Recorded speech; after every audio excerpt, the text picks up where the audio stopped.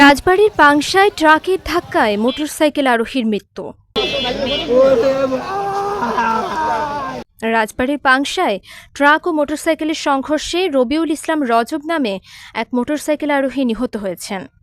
বৃহস্পতিবার ১১ সেপ্টেম্বর বেলা 11:30টার দিকে পাংশার মৌরাট ইউনিয়ন স্বাস্থ্য কমপ্লেক্সের সামনে এই দুর্ঘটনা ঘটে।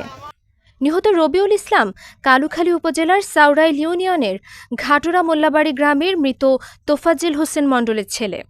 প্রত্যক্ষদর্শীরা জানান, পাংশার দিকে দ্রুত গতিতে আসা একটি ট্রাক পেছন থেকে মোটরবাইকটিকে ধাক্কা দিলে ঘটনাস্থলেই নিহত হন রবিউল ইসলাম।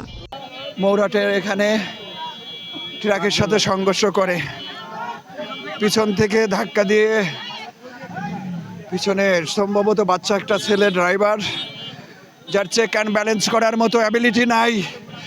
এই জানোয়ারটা যেইভাবে করছে, আমি সুস্থ তদন্তের মাধ্যমে এই জাতীয় ড্রাইভার সারা বাংলাদেশে যারা আছেন, আমি তাদেরকে প্রশাসনকে বিশেষভাবে অনুরোধ করব, যারা লাইসেন্সবিহীন ড্রাইভার যারা আছে তাদেরকে দ্রুত যেন আইনের আওতায় আনে। শুধু এটা না, আজ আমি চাই না আমার মতো আর দ্বিতীয় কেউ যেন ভাই হারা, কোনো মা যেন তার সন্তান হারা না হয়।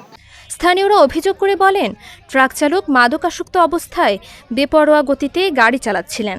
দুর্ঘটনার পর পালানোর চেষ্টা করলে স্থানীয়রা ধাওয়া দিয়ে ট্রাকসহ চালককে আটক করে পুলিশের হাতে তুলে দেন।